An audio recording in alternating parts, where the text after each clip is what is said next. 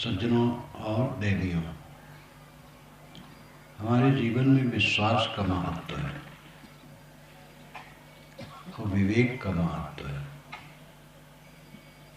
और पवित्र रहने का महत्व है। विश्वास में भी खोटा विश्वास हम कर लेते हैं, उससे भटकते हैं। विवेक न करने पर हम अंधविश्वास में पड़ जाते हैं। ज्ञान, भक्ति और कर्म, इन तीनों के विषय में पूरा काल से ऋषियों ने, संतों ने कहा है, लेकिन ये सब में गड़बड़ किया गया है। ज्ञान को भी दूषित किया गया, कर्म को भी दूषित किया गया, भक्ति को भी बहुत दूषित किया गया। निर्दोष भक्ति, निर्दोष ज्ञान, निर्दोष कर्म, ये कल्याणकारी है। कर्मकांडियों ने ज्ञानियों और भक्तों को गाली दी, भक्तों ने कर्मकांडियों और ज्ञानियों को, ज्ञानियों ने इन दोनों को। ये ज्यादा उत्पात का समय था। अभी मैं इलाहाबाद में जब था तो नेहरू विश्वविद्यालय, दिल्ली से विद्वान आए थे कुछ, और इधर इलाहाबाद विश्वविद्यालय के विद्वान थे। तो दिल्ली वाले ने मुझसे कहा कि शंकराचार्य पर रामानुज इत्यादि वैष्णव आचार्यों ने बहुत कट कहा है, इतना असहिष्णु होकर के कहा है कि हद है। उस पर आप पुस्तक एक लिखिए। तो मैंने कहा कितना पुस्तक लिखूं? उन्होंने कहा कि वर्ण व्यवस्था शंकराचार्य ने नहीं माना, इसीलिए शायद वो छूट दो। मैंने कहा नहीं, ये तो बातें नहीं। ज्ञान की जगह पर शंकराचार्य कहते हैं कि ब्राह्मण क्षत्रिय वैश्य शूद्र कुछ नहीं, आत्मा शुद्ध बुद्ध है। खाली ज्ञान के जोश में कहते हैं, और वो व्यवहार में इतने वर्ण व्यवस्था के पक्षधर हैं कि हद है। वैष्णव तो बल्कि इसके लिए ढीले हैं, वे सबका कल्याण मानते हैं। लेकिन शंकराचार्य तो इसके लिए बहुत कड़े हैं। वेदांत सूत्र में भाष्य कहते हुए उन्होंने सूत्रों को शमशान की तरह लिखा है। जिसे पुराने ग्रंथों में था वो सब उद्धृत कर दिया और अपना भी खूब कस के लिख दिया। वास्तव में शंकराचार्य ने कहा है कि 5 रात वैष्णव अवैदिक है।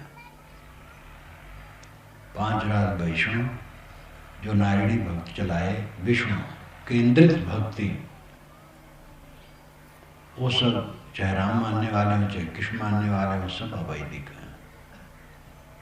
और ये बहुत बड़ी चोट थी, इसलिए इन पर सब बरस पड़े और इनको फिर छिपा हुआ बौद्ध गए। तो कुछ पहले जमाना ऐसा था कि असहनशील होकर के एक दूसरे को बहुत कट गए।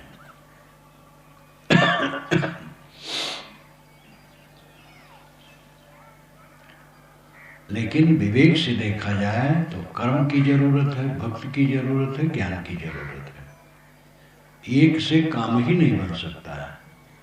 कर्मकांडियों ने ज्ञान को बुरा कहा है।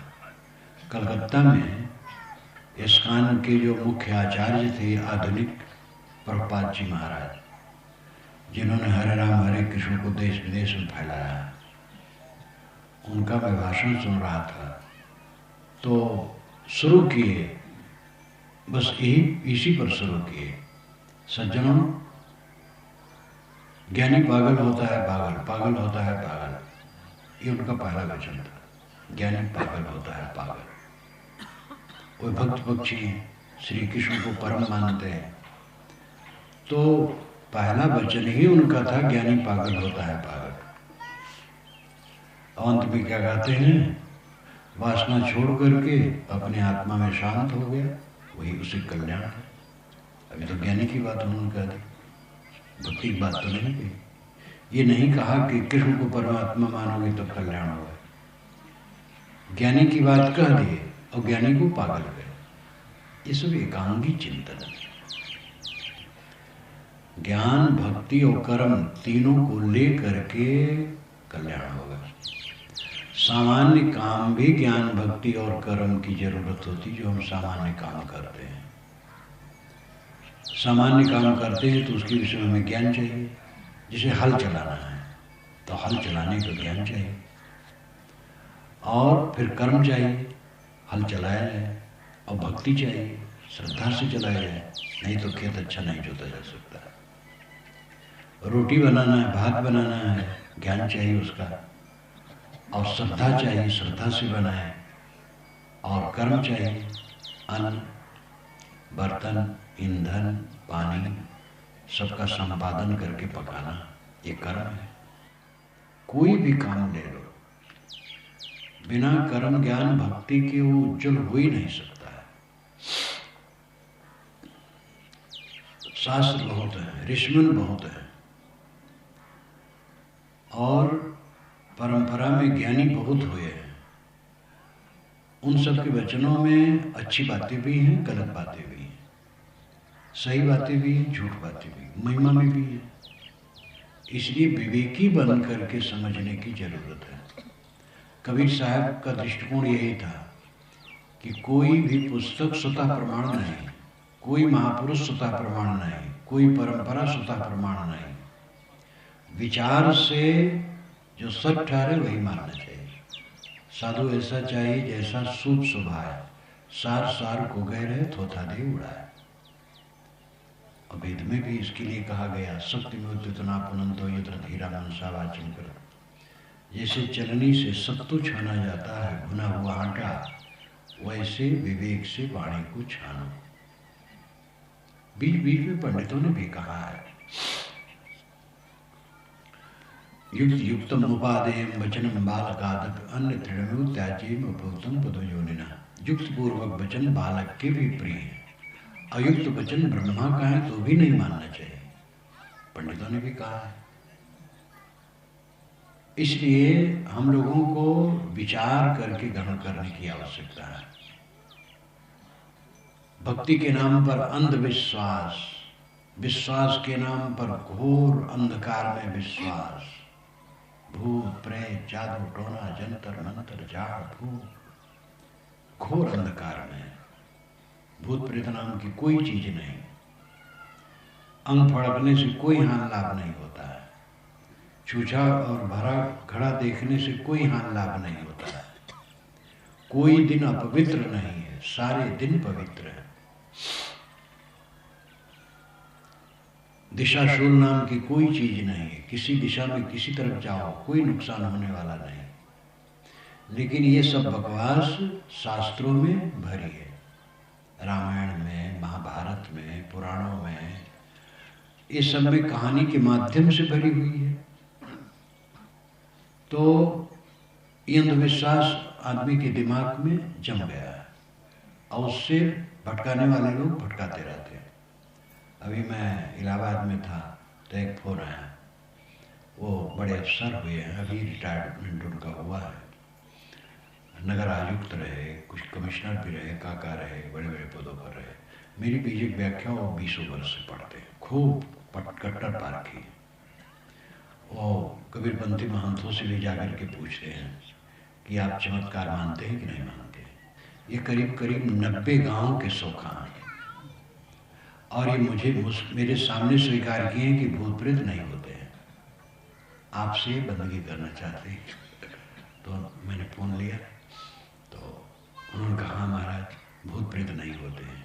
हम कहे तो 90 गांव के आप सोखा हैं, तो लोगों को समझाइए कि महाराज लोग मानते नहीं हैं, उनके संतोष के लिए हमें करना पड़ता है। हम कहे संतोष आप करते हैं कि भटकाते हैं, आपको बताना चाहिए। आप सोखा हैं तो और बताएं कि ये झूठ है। परंतु ये वो स्वीकार है, उनके सामने मुझसे भी फोन से बात किए। मैंने कहा आप धीरे धीरे विचार कीजिए, ऐसे अंधविश्वास को दूर कीजिए। जनता में पढ़े लिखे लोग अनपढ़ में दोनों में कोई फर्क नहीं, बल्कि पढ़े लिखे लोग तो और जड़ा। अनपढ़ तो इतने कहा कि भूत प्रेत होता है, पढ़े लिखे लोग उसको वैज्ञानिक तरीके से सिद्ध करेंगे। बाल की खाल काट करके। कोई देवी देवता ऐसा नहीं है जो आपका नुकसान या फायदा कर दे। अनेक देवी देवता मनुष्यों के सृजे हुए हैं और इसको लेकर के समय समय से परिवर्तन हुआ। वैदिक देवी देवता आज कोई नहीं मानता है। बीच में देवी देवता बहुत बने, तो गुप्त काल में वैष्णव ने विश्व को ऊपर उठा करके सबका उसी में समाहार किया कि सारे देवी देवता विश्व में समाहित हैं, इसलिए विश्व की पूजा में सब हो जाता है। तो अपने ढंग से उन्होंने मोड़ा। गोस्वामी जी ने श्री राम में सबको मोड़ा।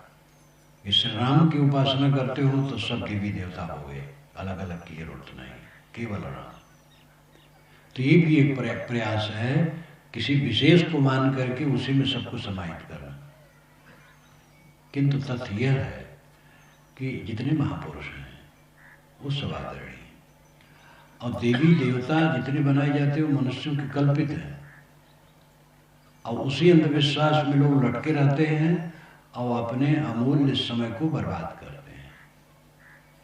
जो देवी देवता हैं नर नारी हैं, इनका आदर करो, जो खाते पीते हैं, बोलते चालते हैं। ऐसे देवी देवता को पूजते हैं जो न खाए न पिए न कुछ करे न धरे, अपनी मक्खी नहीं हाँक सकता है।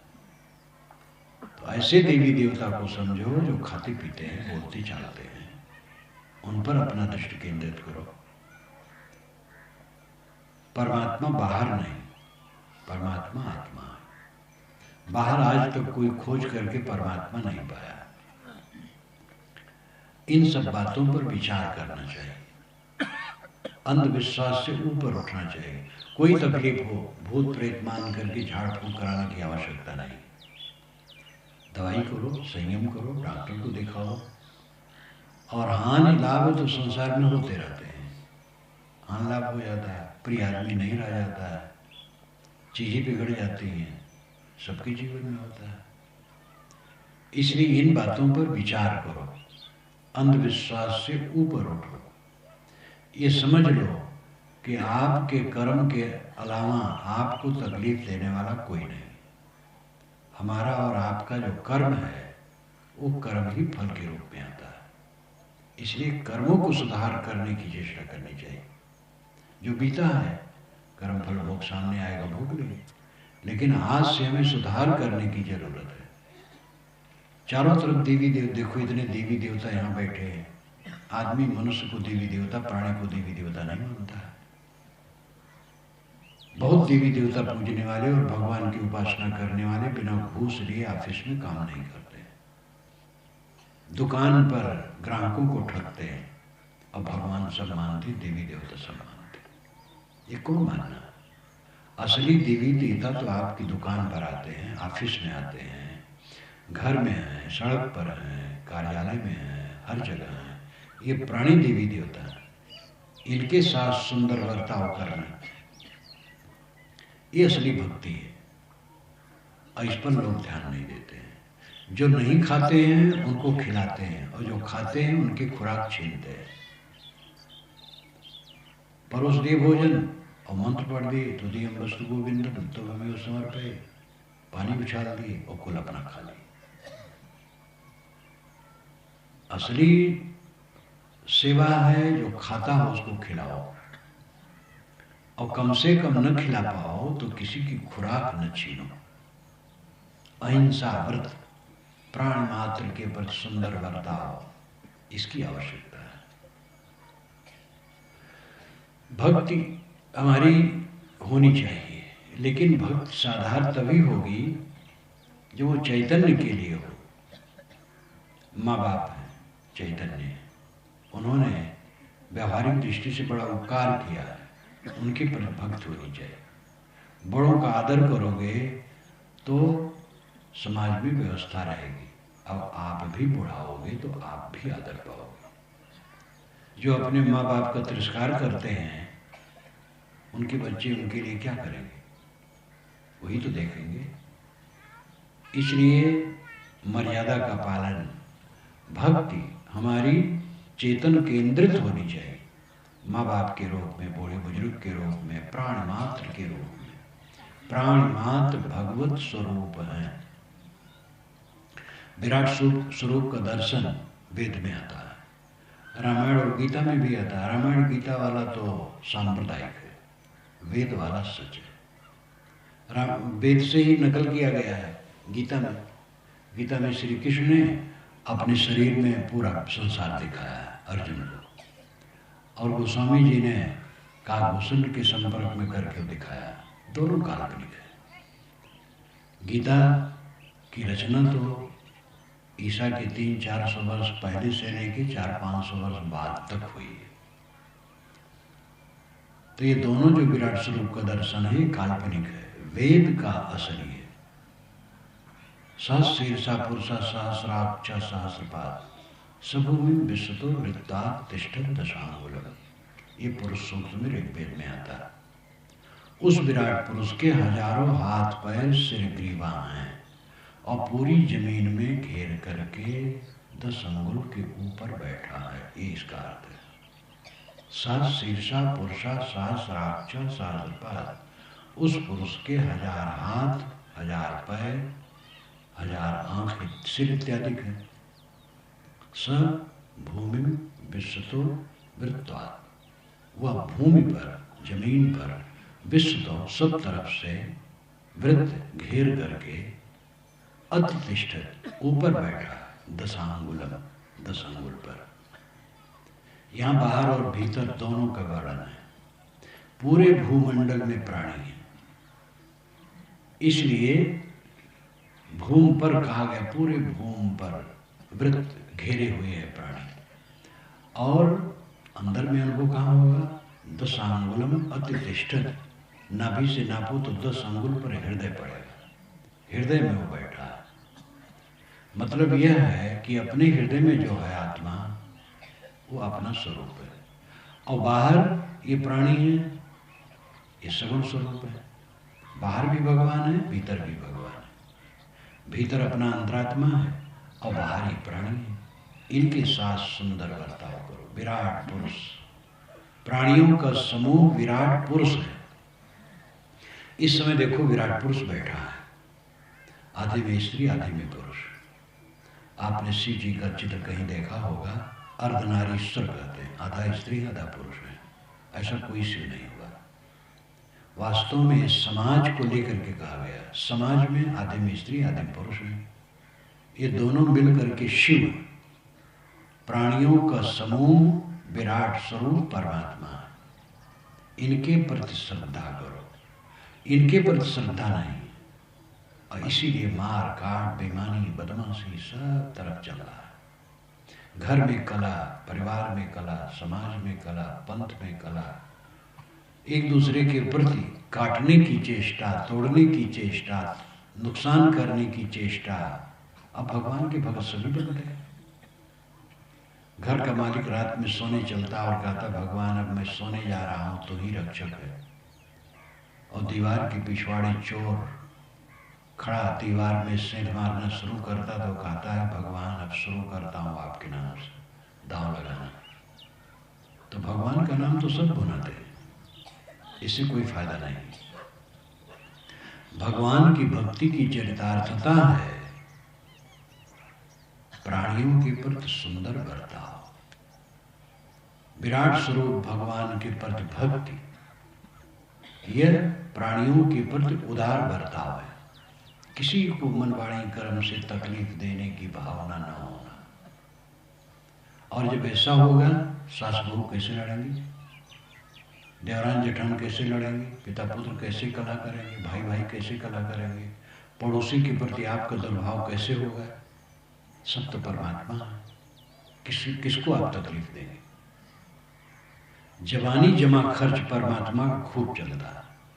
भगवान की भक्ति, भगवान की भक्ति बड़ी लच्छेदार बात में कहते हैं, लेकिन भगवान को न समझते हैं लोग और न ऐसा करते हैं। परमात्मा के दर्शन के विषय में कोई कहे कि रायपुर में 10 बजे रात में परमात्मा उतरेगा, तो आप लोग यहाँ से बहुत लोग भाग पड़ेंगे वहाँ दर्शन करने के लिए। लेकिन ये कहा जाए परमात्मा बैठा है प्राणियों का समूह, तो आप इस पर विश्वास नहीं करें।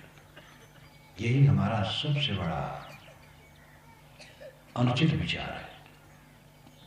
जो सामने दिखाई देते हैं ये परमात्मा, इनके साथ सुंदर बर्ताव, और सुंदर बर्ताव ही वास्तव में अच्छा कर्म है।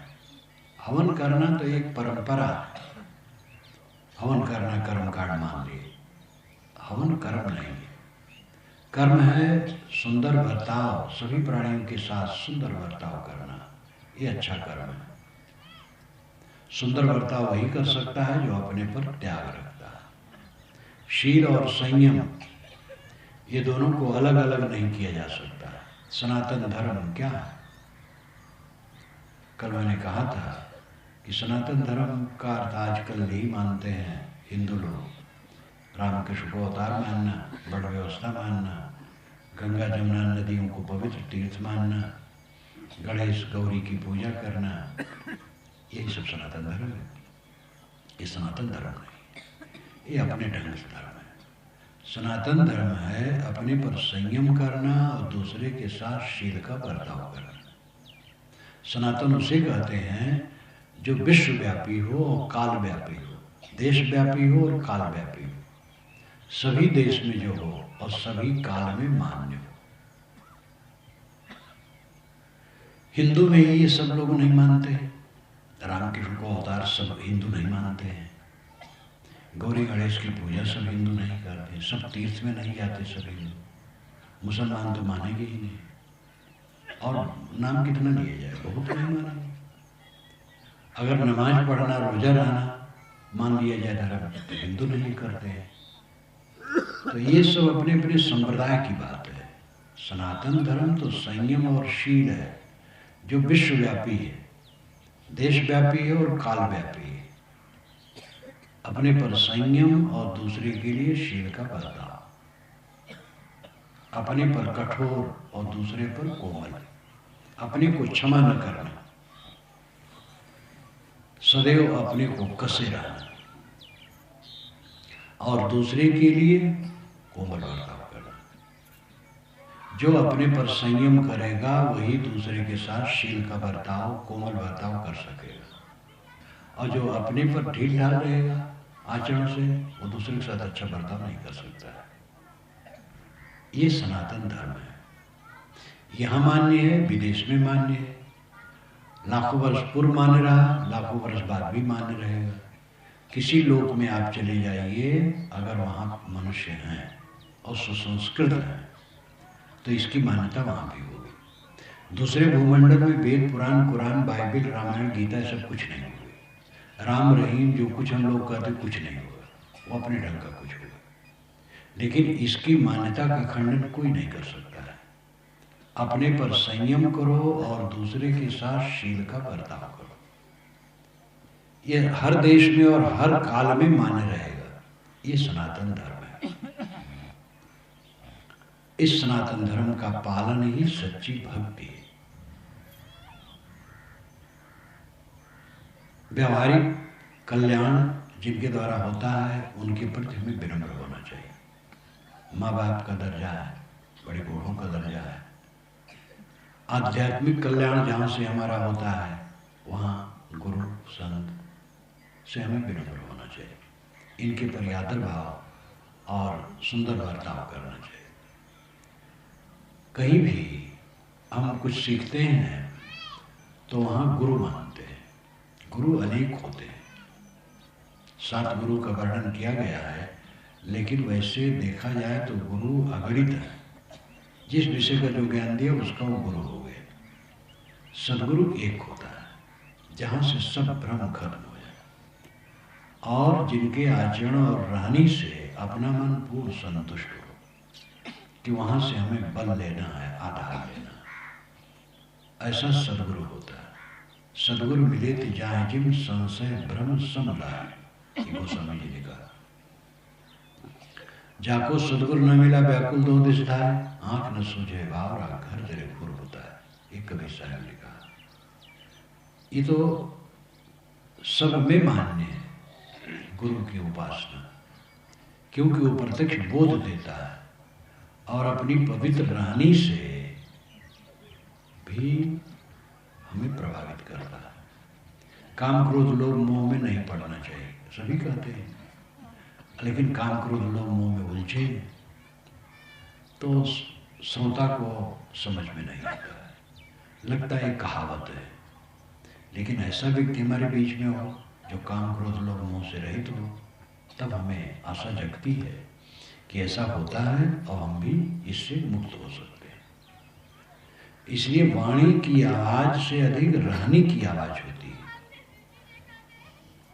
जिसकी रहनी पवित्र है, ऐसे सद्गुरु और संत के आधार से हम अपना कल्याण कर सकते हैं। साधु गुरु कहलाने वालों में भी गलत होते हैं, तो उनके गलत होने की वजह से सब गलत नहीं होते। ये तो हर जगह खोट है।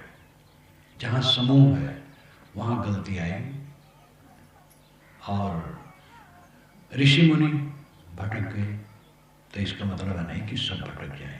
पुराणों में पढ़ करके लोग देखते हैं, विभांडक ऋषि, भागलपुर से पश्चिम तरफ उनका आश्रम था जंगल में। अंग देश भागलपुर है। अंग से आगे ही चल करके बंग लगता है, बंगाल। अंग, बंग, मगध, मालव, ये सब पुराने नाम हैं। तो विभांडक ऋषि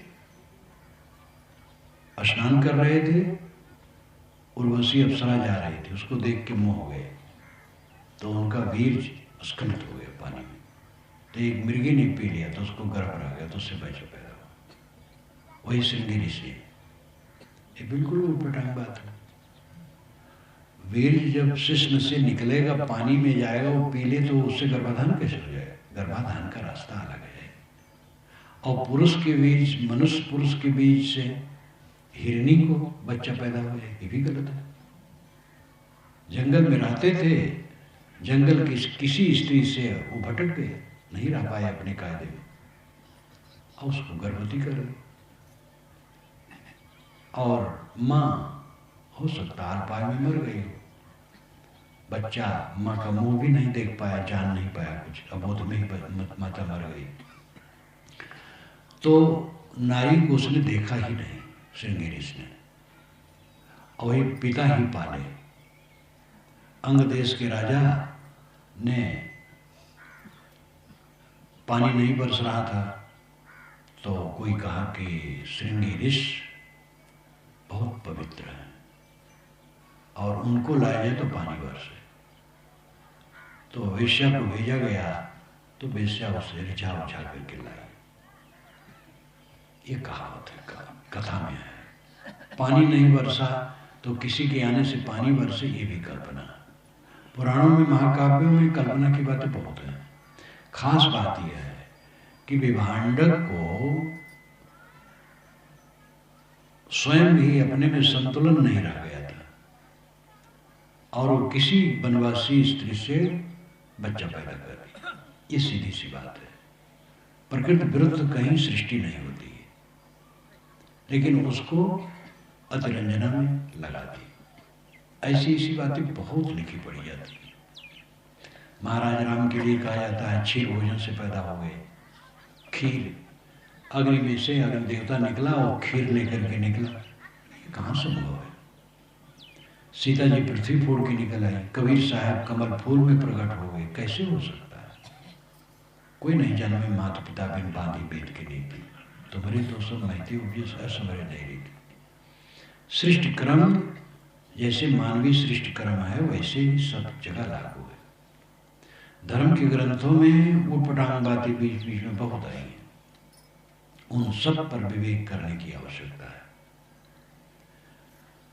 गलत ऋषि मुनि भी गलत हो गए तो सब गलत थोड़े हो गए। सब ऋषि मुनि तो गलत नहीं हुए, ऐसे आज भी है। साधु संत वैराग्यवान भी, ढीले ढाले भी, और साधु वेश में होकर के पतित हो जाने वाले भी। तो उससे निर्शील विवेक करो, सही का आधार लो, लेकिन बिना गुरु संत के आधार के आध्यात्मिक उन्नति नहीं हो सकती। खाली किताब पढ़ के नहीं होगा। किताब से ज्ञान होगा, लेकिन बल मिलेगा प्रत्यक्ष संत गुरु के आधार में। और ये सार्वभौमिक विचार है, क्योंकि तथ्य है। यहाँ तक कि वकालत के लिए हमें बड़े वकील की सलाह लेनी पड़ती है, डॉक्टरी के लिए बड़े डॉक्टर का आधार लेना पड़ता है।